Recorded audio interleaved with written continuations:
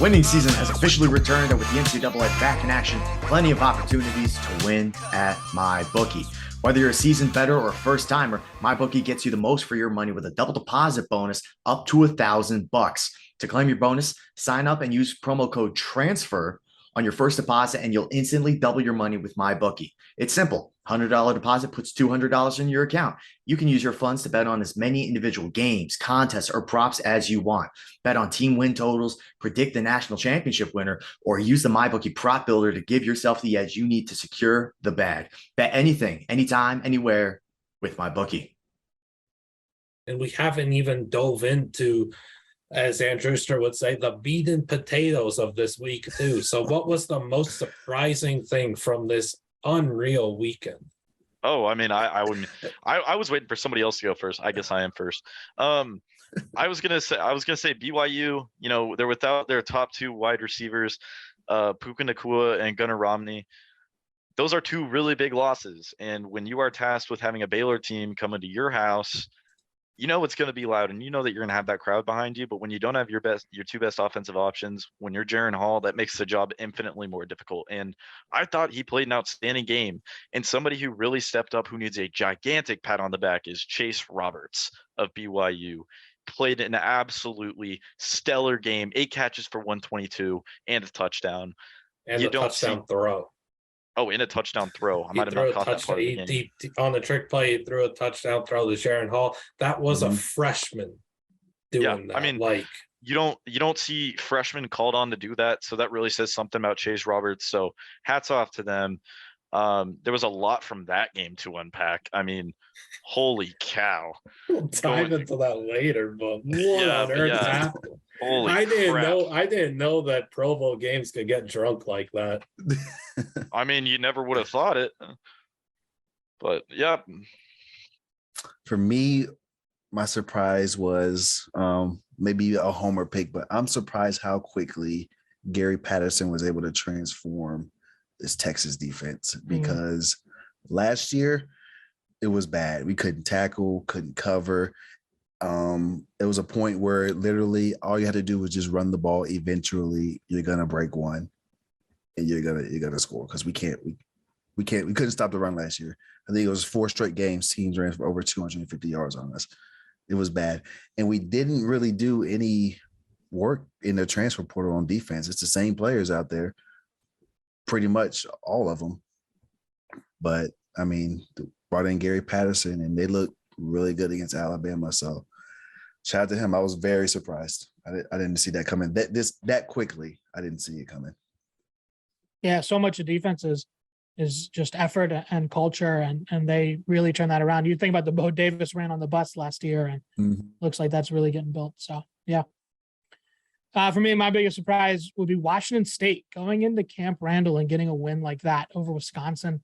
Wisconsin was in the top 20. And the big thing that was really so impressive to me was not just winning it, going in, like maybe they slung it around with the air raid or whatever. No, but they went in there and they played Wisconsin ball, and they got down and dirty, and they played a Graham Mertz team, and they played Graham Mertz ugly and still came away with the win. So, if you're a Washington State fan, you got to be excited because, Jake Dickert's the coach now, and he's been there for, 3 years on the defensive side. And so it kind of makes sense that the defense is, farther ahead than the offense, which, switching from the run and shoot to the Eric Morris air raid. So if you're thinking that the defense is where it is to go into Wisconsin and get a win like that, a physical, tough win, and then that hopefully that the offense can come around during the season and continue to build with Cameron Ward, then, and develop a little more timing and chemistry and the more pliable defenses in the Pac-12. You have to kind of be really excited about this season if you're a Washington State fan. So yeah, big win for them. It's a team that's only going to get better. And it's just kind of so funny to think that, this was a game that some of us in the transfer portal CFB circled early, in the middle of the summer or whatever. It was like, yeah, Cam Ward could lead them to a win, and they could score enough. They scored 20, 28, 30, get it done. And then Wazoo just did not look that good against Idaho. And we all kind of was just like, as long as Cam Ward balls out and competes in this game, like it'll be fun.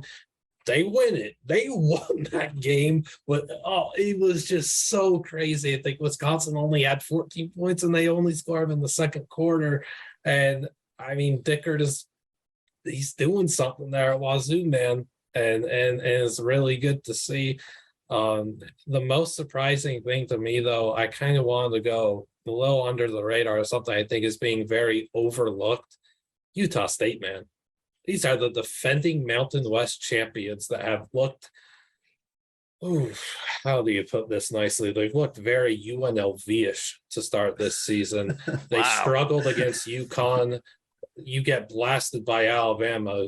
We expect that, but Weber State, top 10 FCS team, great team and everything.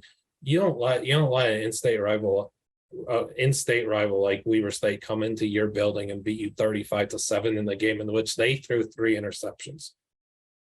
Why is that happening? Why are you only scoring 7 points in the first quarter? This was a high-powered offense last year with a bad defense. Why was it your offense the reason?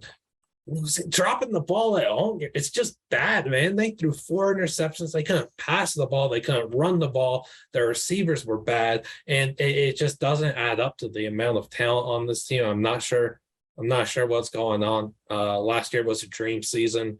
I'm getting some real Indiana 2020 COVID football vibes here, man. Like they were an absolute fluke last year, and it's looking that way. It's still early. Yeah, it's still early, but it's an inexcusable start to your season. It's just you don't lose to an in-state FCS rival 35-7 on your home turf.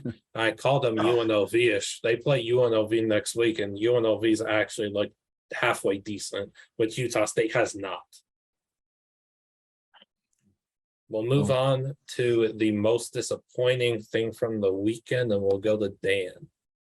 All right, I'm going here first. Jake got his time to rant, and now it's my time because Eli Drinkwitz, man. Eli Drinkwitz, what is going on?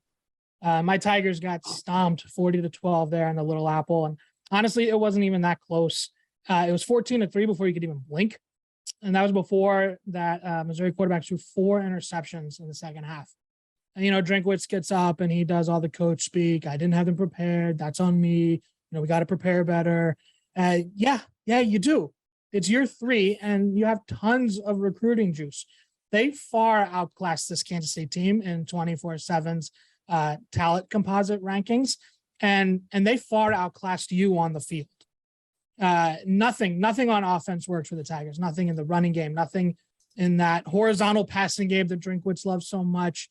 Nothing in the downfield passing game you can open. The quarterback run game was like a 4 out of 10. But overall, the O-line was overwhelmed. Brady Cook was just not competitive. The running game was snuffed out at every turn. The wide receivers weren't getting open. You play in the SEC, right? You're going to have a couple games a year where the contest is over at kickoff, right? Against Georgia and Alabama when they show up on the schedule. But you can't be so disjointed and so schematically outmatched that you add more games to that total, because you're already getting a couple with Georgia and sometimes, Florida and Tennessee when they're functional, whoever you draw from the West. So you can't be so prepared that you're adding more games out of the 12 where it's over at kickoff. This is season 3 right now for Drinkwitz. And no, he's not getting fired. Let me go ahead and say that. He's not getting fired. You sure? Yes. You sound like you want to fire. The AD, Desiree Reed-Francois, she understands that you can't just churn head coaches in Missouri. You have to build. It's a developmental program. You have to build that, and consistency works. So other than like a scandal, he's not getting canned. But you have to see some proof of concept on the field. He's a so-called offensive genius and all that, like these guys like to say, like your boy Jimbo too. But look at the best wins. You have over LSU team in the COVID year that probably wasn't that great. We didn't know at the time. Over the Florida team that was collapsing last year. An Arkansas team in the COVID year over in Sam Pittman's first year. Maybe Central Michigan last year. I mean, there are not a lot of hallmark wins in year 3. A close loss to Army. Hey, congrats, right? So, I mean, the juice on the recruiting trail is real. That Missouri hasn't seen recruiting like this ever. So that's great. and they did a really good job turning around the defense. It does look like they're making strides on that side of the ball this year. So great, they're respectable there. But for a supposed offensive genius who calls his own plays and everything, there's no real offensive coordinator. It's just Drink. That side of the ball it's off the rails right now. So force him to make an offensive coordinator hire this year, because you're not churning the head coach program this quickly. So Drinkwitz, man, get it together. Shove your ego to the side and hire a coordinator. And hashtag get Luther Burden the Rock. Get Luther Burden the Rock. He's all that and a bag of chips. I would say Kansas State is really good. I think they're gonna be really good this year. There's no shame. They're good. They're strong. They have a great running back. Really, really stout defense, but they're not a team that should walk on the field and outclass you from start to finish. That's true. Well, no, I mean, K-State's always played a really gritty brand of football.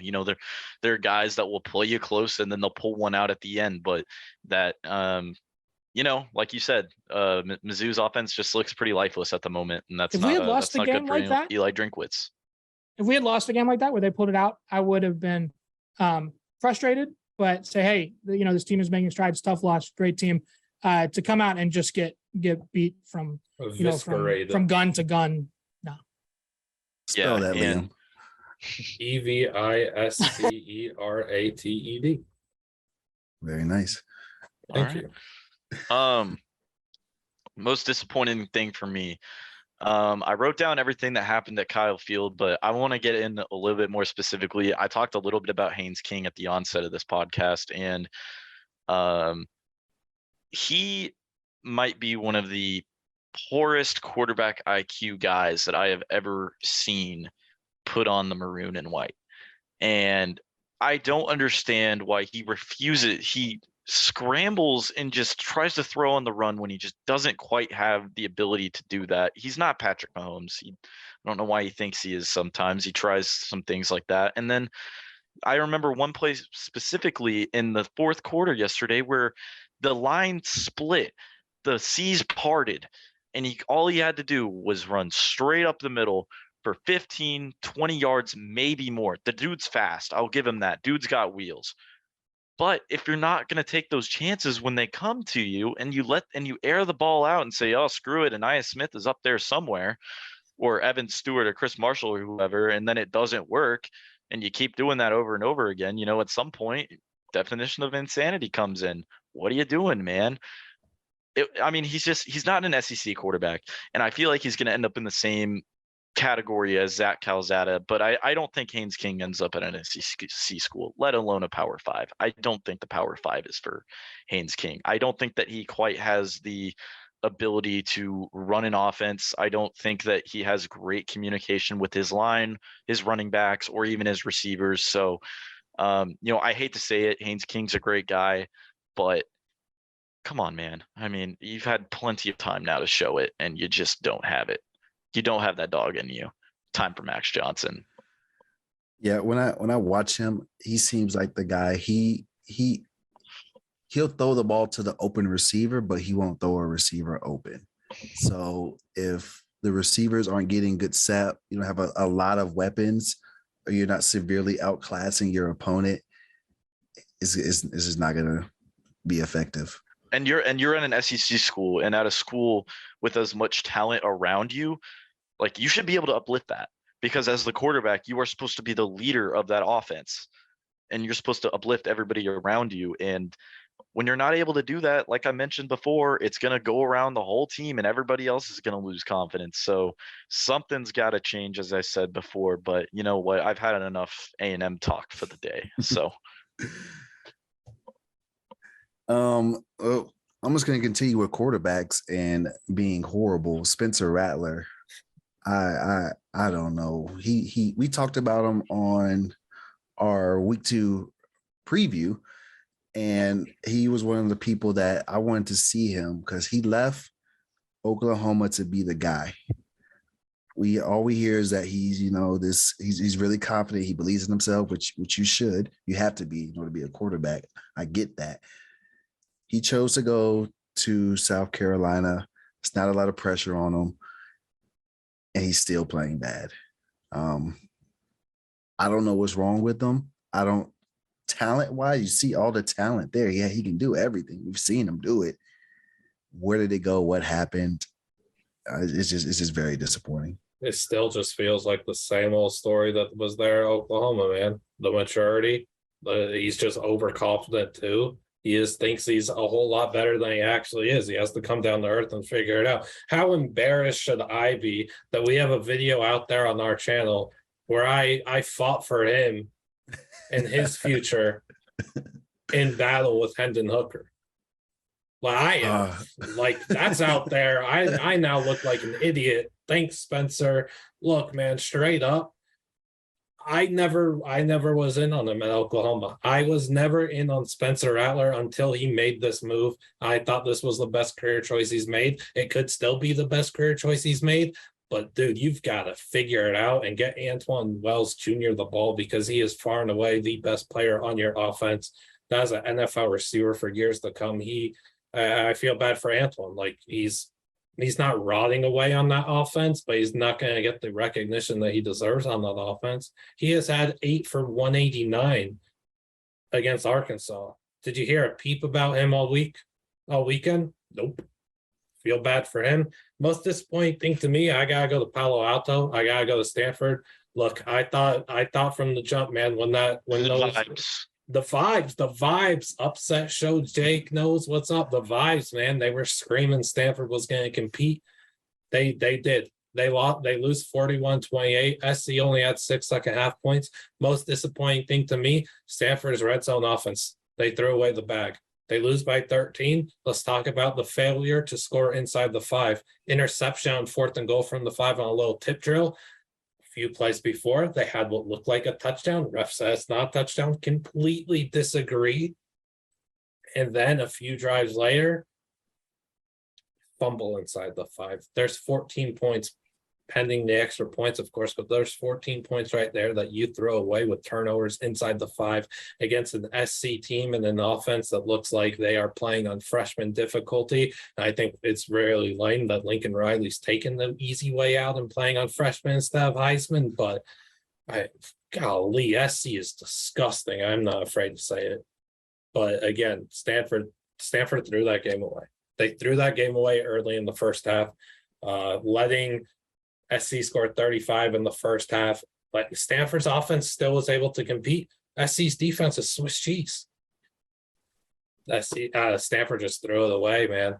Let's go to the player that most stood out to you, starting with you, Jake. Jake looks like his new most disappointing thing is something the Cowboys just did.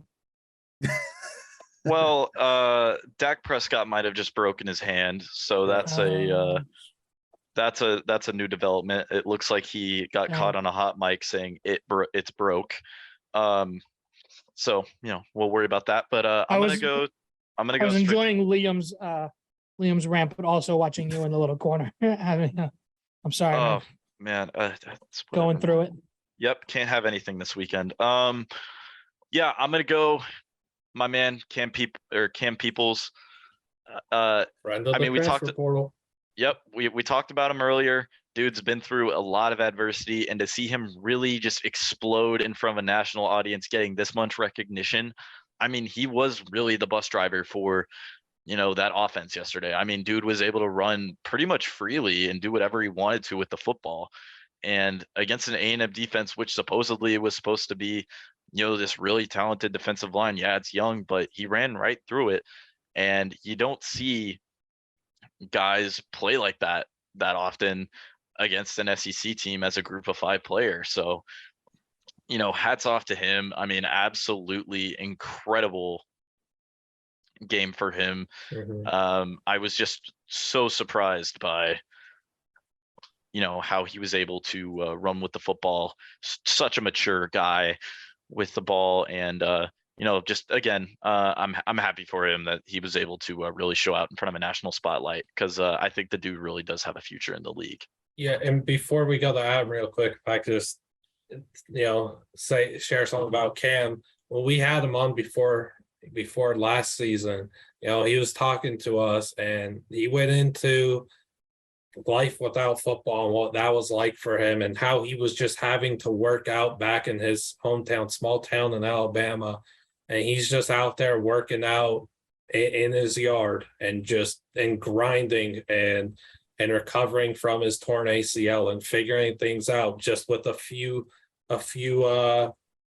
tools or whatever, and just making whatever he can, making whatever he needs to do work. All this hard work is paying off for him. He is one of the great guys in this sport. There are so many great men in this sport, not just on the field, but off it. One heck of a kid, man. And I truly hope that this game helps get him drafted into the NFL one day and secure the bag for him and his family, because he's one of the guys that deserves it most. Yeah. So Yeah, great guy. Shout out Cam Peoples. Really stood out, I think, to the whole country this weekend. And if you haven't heard the name before, you heard it now. So Cam Peoples, remember the name. All right. I remember I was in a bar. Obviously, it's Texas and Alabama fans there. When he broke that run at the end, everybody, I'm just talking to my friends. Everybody just starts screaming at the screen. I turn around and I see him sprinting down the side. I was like, "Oh my gosh!" I'm so upset he stepped out. That is where I left the game. Was at that time. Dude, I am not one to react like that or exclaim. Watching a game, I usually just sit there and I'm like, golly. When Cam did that, I legit did yell, what on? He put that man straight into the ground with that stiff arm. I knew he was capable of it. But in the moment, to ice the game like that, I was just so surprised, not surprised, but just elated and proud of him and everything, and was just all the hard work is paid off. That clip there. That clip's going to be in App State history for some time. Mm-hmm. That stiff arm is filthy, man. Yeah. He doesn't know this, but for 5 minutes, he united Texas and Alabama. we were friends for a little bit. My player that stood out, I'm going to choose J.J. McCarthy from Michigan. I don't think you can have played a more perfect game. Granted, versus Hawaii, they have a lot of issues right now, but I just think that he needs to be the guy for Michigan. Offense just seems to just go smoother with him out there. So I chose him. I think, what was he, 11 for 12 with 4 touchdowns. I mean, just efficient, smooth. He makes it look easy, flicks the ball. I'm going J.J. McCarthy. And they said he's starting now, that he took that job. So yeah, as he should. Yeah. I'm going to two just-a-guys kind of quarterbacks. You think about college football, and there's maybe 15 quarterbacks each year that are true superstars, reliable week in and week out. There's 15 guys that you don't want on the field if they're your quarterback, unfortunately. There's 100 guys there in the middle that could go either way, week in and week out, and two that really kind of stepped up and wins. One would be Chance Nolan out there in Oregon State, getting 2 big Mountain West wins. I think they're the favorite now in the Mountain West after they beat Fresno. And okay, all right, bad joke. I guess that didn't. All right. Okay, I'm just gonna have to wear that one. No, say it again. Say it again. Nope. We're going right into my second choice, which would be TJ Finley at Auburn, who threw a really, really bad pick against San Jose State. And, they maybe a little bubbling quarterback controversy there, but then Finley came back, and I think he went 9 of 10 after the pick, 10 of 11, something like that. And no, not the win you're going to remember for the ages of San Jose State, but to bounce back after a tough play down there, the rock bottom, and come back and play well, seal the win, get a touchdown there. So TJ Finley and Chance Nolan, good job. Auburn now the favorite to win the Mountain West. No, I'm sorry. I'm just so numb to that after BYU fans all last year saying they won the Pac-12. Those jokes just I'm kind of off that. But dude, another friend of the transfer portal, Adam and Andrew, fortunate to speak with them a few times. Derek Parrish. You could make the argument that he was the best player on a field this weekend.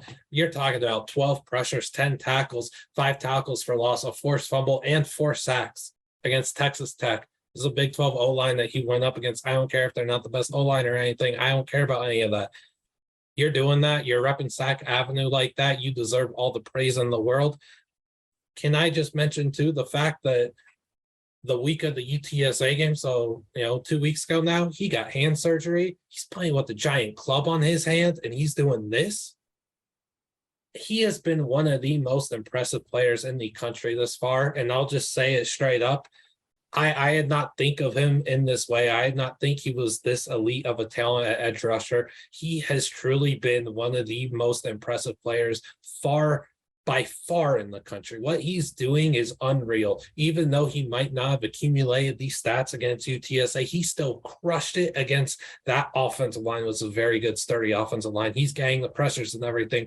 Derek Prayers is dominating, man. He is dominating.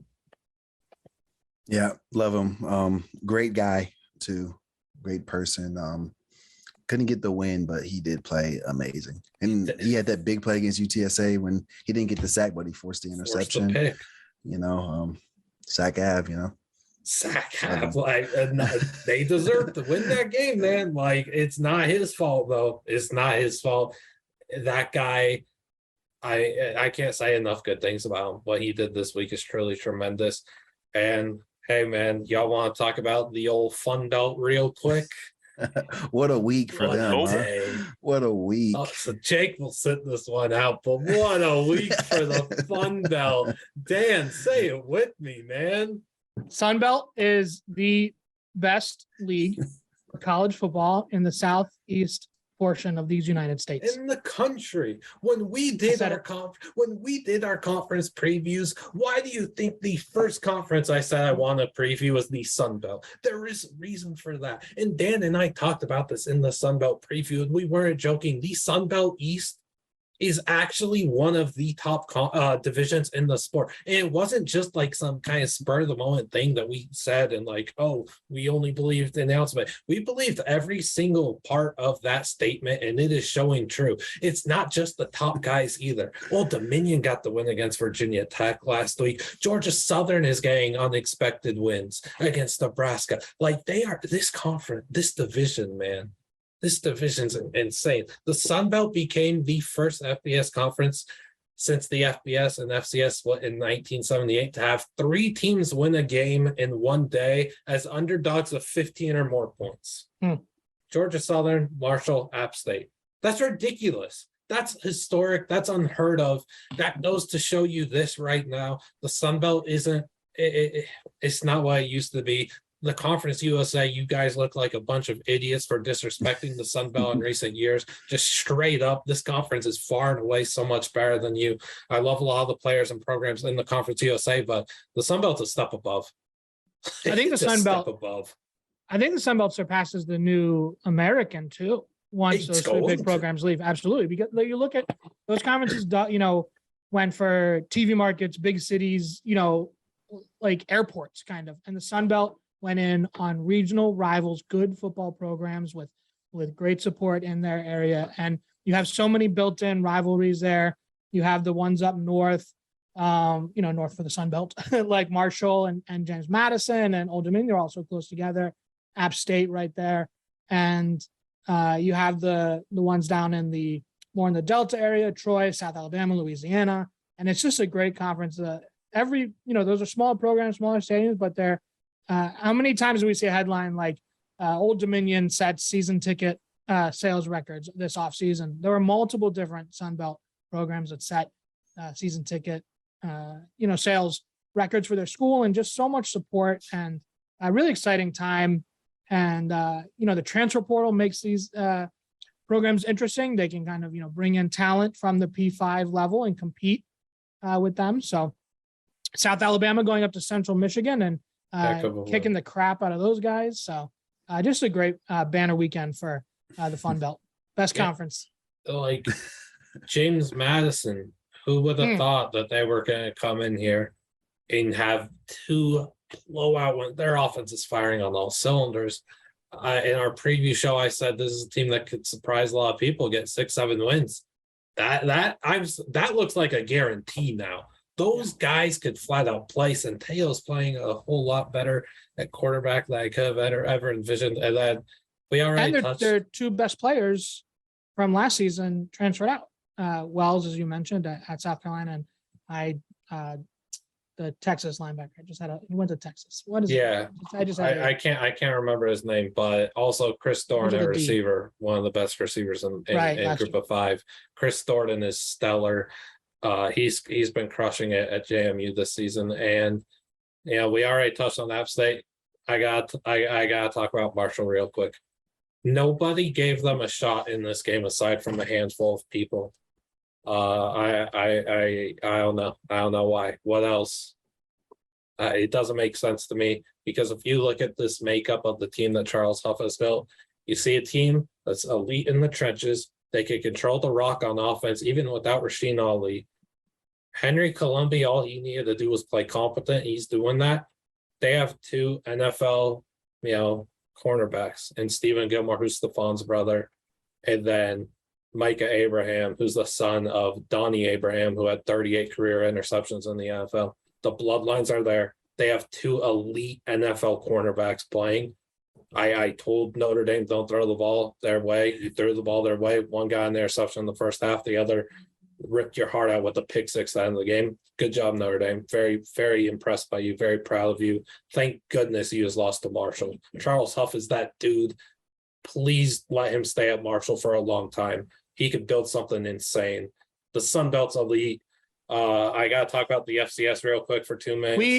We did all that on the Sun Belt, and we didn't even mention the most fun G5 program in the last couple of years, the Chanticleers. Grayson McCall still there. Escaped Gardner Webb this week, which was weird. But Sun Belt, catch their games. Please do. And then just to talk about the FCS real quick, Incarnate Word, easy W, elite offense against Nevada. You had why can't I think? This isn't great for me. Why can't I think?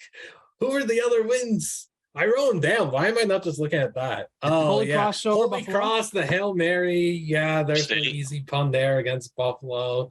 Weber State. Yes, Weber State. I already talked about that too. Destroyed Utah State. I don't know why I couldn't think of that. They're absolutely crushing it, and I am definitely forgetting about the other one. Oh my, this is not we've been on this podcast for too long. I can't think. I actually can't think. There was Incarnate Word, there was Weber State, there was I'm sorry, someone else talk for a second. You're the FCS guy. I know, and I can't think right now. I can't think. I gotta look at our graphic we made. There's just too much to happen. I can't think. This is not good for Liam. Hold on. Eastern Kentucky over Bowling Green. Why couldn't I think of that one? I don't know why I couldn't think of that one. So 2-point shootout. Yeah, that actually makes it 16 technical upset wins that there's been in this year thus far too. I'm so sorry I forgot about that. The FCS is killing it. Sorry for my brain not working. It happens at times. Let's go to overreaction. We'll start with you, Jake. One big overreaction that I think that a lot of people are having is Jimbo Fisher being out, and pump the brakes on that. As I said before, give Jimbo another year, because 2022 is never going to be the year that the Texas A&M Aggies were going to take that step up to be that CFP contender or anything like that. That's next year. And I think that that's been the plan now when we got this recruiting class. You have to let things marinate a little bit. So pump the brakes a little bit on that before we start calculating buyouts and stuff like that. And second of all, Marcus Freeman, this is not an overreaction in my opinion. Marcus Freeman's in a very bad spot. You're a head coach that was an interim, that was brought back for another year, and your players like you, but what you have on the field is not good. And your quarterback play, absolutely atrocious. And at some point, the buck is going to have to stop with somebody, and it has to be the head coach. And Marcus Freeman might be in a very bad spot going forward. And Notre Dame's schedule this year is not entirely favorable for really clawing back. Oh, I mean, your hardest game left this season, you still got to play SC. And I forget, is that game in LA or is that in South Bend? Is it going to matter? Somewhat. that I game is in LA. Oh yeah, that'll be the biggest atmosphere at the Coliseum since the days of Pete Carroll. They might be undefeated too, so it would be very difficult for me to see USC losing a game the rest of the season. That's what I'll say. But yeah, Marcus Freeman, very bad spot. Notre Dame's defense looks good. The offense, we talked about A&M's offense. It's on par with that. Like it's prehistoric. It's bad. Yeah, and I will say, as far as Jimbo goes, I don't think he's not going to be out this year. That's never going to happen. But they're spending a lot of money. You got to win some games because Texas is on the way. And I know the last thing Texas A&M wants is for Texas to move back into the SEC and for them to be second fiddle again. Mm-hmm. So, and they're if you're not winning games and they know Texas and Oklahoma are on the way, he's going to be gone sooner rather than later. Yeah, next year has to be the year. Yes, I agree. I guess I'll go next. My overreaction or not, I want to know what you guys think. Alabama is the third best team in the country. Is that an overreaction? Yes. I think Georgia and Ohio State are both better just based off their weapons. I want to see a little more from Ohio State's defense. I'm in wait and see mode, but I'm kind of inclined to almost agree with Adam here if we're basing it off of a 2-week sample. What Alabama just showed on the offensive side of the ball. Yeah, Texas made the improvements necessary on defense, but still though, Alabama's offense should not only be scoring 20 against Texas. That really shouldn't be happening. They struggled offensively. They were stagnant. The receiving room ERA addressed. There are definitely things that they need to figure out. Georgia looks by far the best team in the country. Ohio State's weapons are better than Alabama's. Their defense has improved too. Like it's tough to say. I think because Ohio State's offense is, they have just so many weapons, right? And you have Georgia's defense. I feel like Alabama, like they're great. They're still a great team, right? They're great on both sides, but they have the edge rushers. Yeah, they have the edge rushers, but their secondary, I mean, they were getting exposed. Eli Ricks. Receivers were wide open. For the most part, Texas really didn't struggle to move the ball at all. Yeah, and Eli Ricks get the starting job there. Yeah. But the only reason I say that is an overreaction is purely because Nick Saban is still the head coach. And I think Texas poked the bear this week. I think Nick Saban really got a wake-up call. And Nick Saban coach teams don't crumble. They just don't. And things like this only make them stronger. And Nick Saban loves nothing more than winning, but not playing that great. Yeah, I mean, and honestly, I mean, he really does thrive in these kind of pressure situations because he is a coach that just does not lose when it comes to these sort of situations. I mean, it is such a miracle when teams pull off a game like that. And that's what I was talking about before. It's so hard to beat Alabama with a backup quarterback. I mean, it is so hard to do it.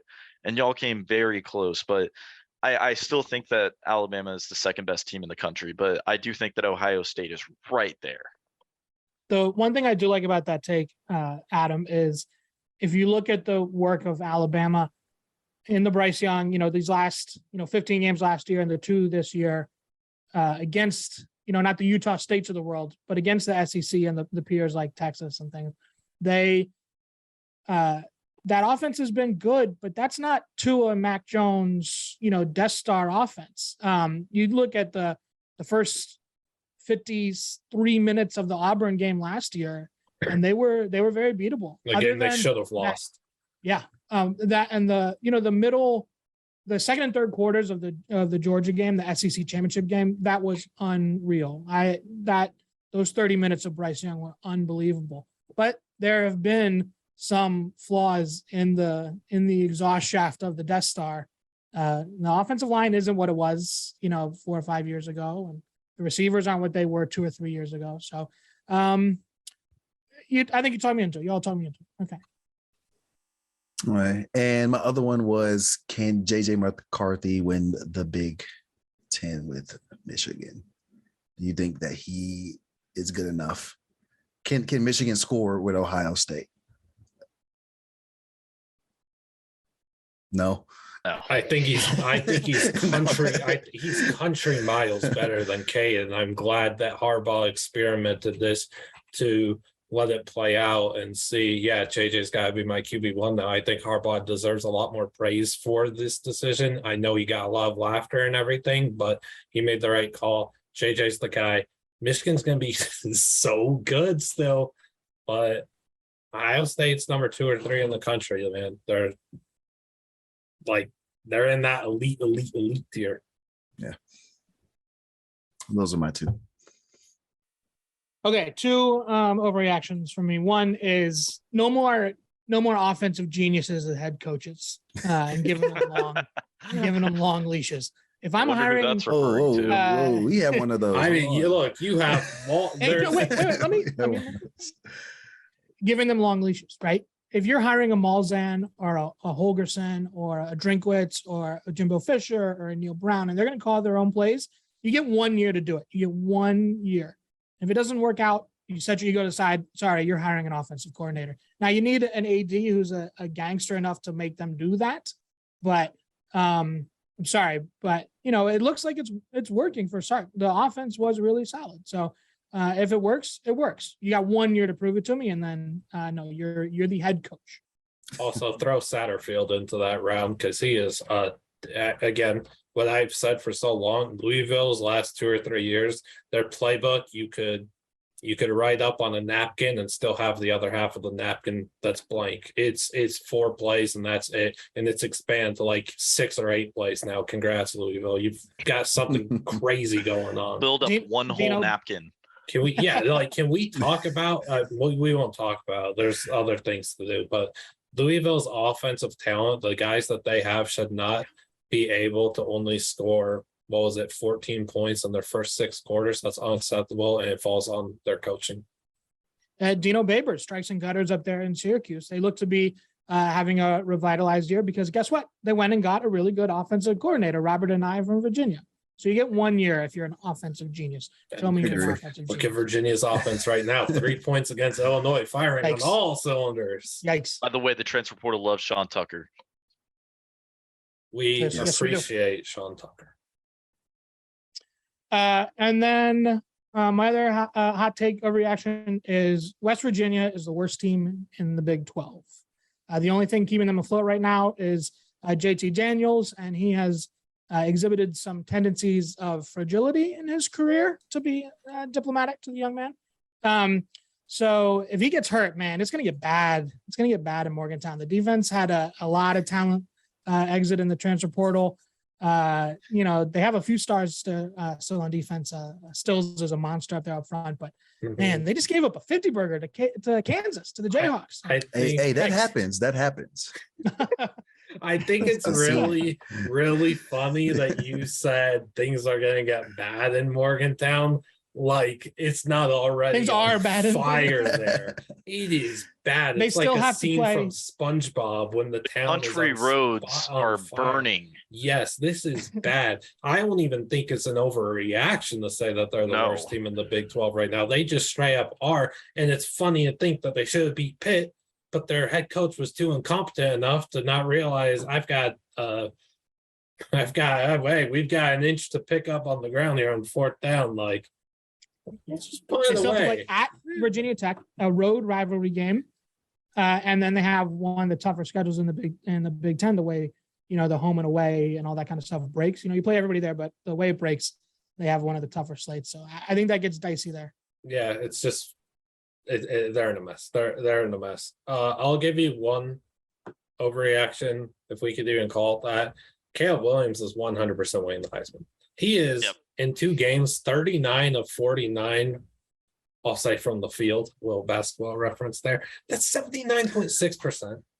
He has thrown 6 touchdowns, no interceptions. Passer rating is 221.1, 590 passing yards. And this doesn't even include his rushing ability. And I'm not even mentioning the fact that Jordan Addison and Mario Williams are his best friends at receiver. SC's offense is better than any offense Oklahoma has had in Riley's tenure. I will say that bar none. What this SC offense is capable of frightens me as a UCLA fan, but excites me as a fan of football. Lincoln Riley is no longer the coward that he had showed to be at Oklahoma. He is what he is doing at SC. I know it's only 2 games, but that offense is so ridiculous. It's not even funny to think about. What Caleb Williams winning the Heisman, man. Like, I've seen enough. The Stetson Bennett talk last week ended real quick. This is Caleb Williams' award to lose. I won't hear otherwise. I think it's between Caleb and CJ. I think Caleb has if they go into Utah and they stomp them out, then I think it's over. Yeah, I mean, again, like same thing goes for CJ though. If he goes in Columbus this year against Michigan, absolutely obliterates the Michigan defense, which is pretty talented. Mm-hmm. It really could go either way. I would argue the Heisman voters that we don't like to really recognize would much rather vote the SC quarterback to win it if both of them are on an even level. Do they stay up late enough to watch the games? No, but they wake up early enough to check a box score on November 29th. So, and they see that SC logo there too, and that Hey, I look. Caleb Williams has put all the tools together too. He had some stuff that he needed to figure out. He's figured it out. Like, he is. I don't know, man. He's in the top 3 discussion. That's not up for debate. He's the guy, man. That's my guy, Washingtonian, right there. That is not my guy because of where he plays, but one day might be my guy when he's in the NFL, and I could root for him a lot easier. I'm rooting for him anyway. That kid is ridiculous, man. Absolutely ridiculous.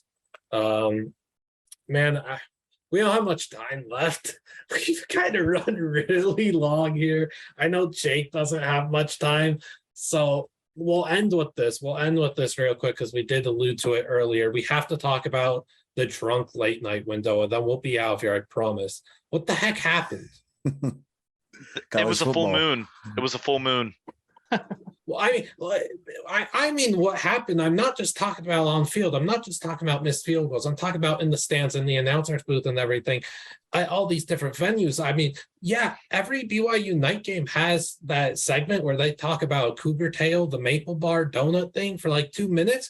This was a half-hour segment. We're watching fans eating maple bars. RG3 called it the glizzy of donuts. I don't know what was happening. There was a really elite football game on the field, and we were talking about a Cougar Tail, and there's 7 BYU students in the crowd sharing one Cougar Tail. I don't know what was going on. No, the were tired. I will say that was some awful play-by-play and announcing last night during the Baylor BYU game. It just didn't have the life to it. That is a top 25 matchup on both sides, which included a top 10 team. And the game wasn't treated as such. It's irritating. It is tough because these late night games do get that kind of, rep. That's how a game is called. And it stinks because I think Mark Jones and RG3 are an elite commentating duo. They are really good. But when you have a game like that unfolding right in front of you, can we not talk about the donut for 30 minutes? I mean, that was beautiful. Really, and for us, I mean, the kicking though. What the hell was going on last night? I don't know what was going on. I gotta say, I've never seen the moon more than last night. The Fresno State missed extra point might have been the most impressive out of all of them. I don't understand how he quite got the ball to go that angle that far off to the right. He put some velocity on that thing, and when you are that close to the goal, Like, come on, man. No, what They gets were all back to lost- back to back too. What gets Like- lost in all of this is Mississippi State's kicker missed his first 2 extra point attempts of the night. Yeah, but Yeah. that was at like 11. I know it was still a night though. it still kicked things off because we had the Jaden Delora play but of the year. To, Did you see that? Oh my goodness. That is yeah, the that kind of was- interception that only happens on late night college After football. dark. That doesn't happen at 1:45. That's why the East Coast fans need to stay up. And I was so glad to see on Twitter how many East Coast fans who are usually asleep stayed up to watch that bizarre slate. It's one of those slates that you'll talk about for weeks, man. Like it's like we saw Bigfoot out in the wild. And Fresno State, Oregon State might have been the game of the night. I mean, out of that entire slate, that might have truly been the best game Shout out out of all of them. Shout out Jonathan Smith, man. He look, he might not have known what was happening in Provo and Tucson with the kicking, but he realizes we've got 2 yards to go here after this ticky-tack PI call. They're gonna go for it. A timeout is called, sends a field goal even. Timeout is called again. All right, now we're going for it. I think there's another timeout called. All right, we're still going for it. He was going to kick it to tie it, quickly realized we have to jackhammer Jack Coletto. Let's just go get 2 yards. Jonathan Smith, man, like, I mean, I have nothing else to say. Like, that's a heck of a call. 2:15 a.m. rushing touchdowns with a linebacker. You love to see it. Yeah. Oh my God. Also, what the hell was that play call in the Eastern Kentucky Bowling Green game? Oh, that I was mean, amazing. that was a special trick play that was, I don't even know if that was what was written up, to be honest with you. The problem was they ran it to the boundary. You got to run that to the field and let the big man rumble. I mean, come on. If I gotta be honest, yeah, flip it to the other side. I would love to see the big man just chuck it over his head, no look. And now we've got that no look heave to the other side of the field. A running back, or maybe the quarterback is catching that and walking into the end zone. That's what I want to see. And it's a copycat league. So I know McVay would run that with the Rams the week after. Oh, you know, he was up watching all those games last night. He probably had his like 8 monitors set up scheming for next week. So Could you imagine if the Rams run that Eastern Kentucky trick play? you never know, man. He's a crazy, crazy man. Mississippi State, though, props to them. They did what you're supposed to do when you out-talent a team and, get an early lead and then just squeeze the life out of them. That defense, they terrify really me. good. They Yeah, they're really terrify good. me. They're a top 15 team for real. Tyrus Wheat on that defense is a star. Zach Arnett is one of the most underrated defensive coordinators in the sport, I think. And the offense is a 3-year starting quarterback, Mike Leach offense. They do their thing. So they're a really good team. Who could throw for 700 yards with a blindfold on? Maybe not that far. Maybe only 350 with the blindfold on, but still. Hey man, I'll say it. I guess that'll do it for us here. It only took about 6 hours, this podcast. I'm so sorry. Covered it all. Covered it all. Covered pretty much all of it.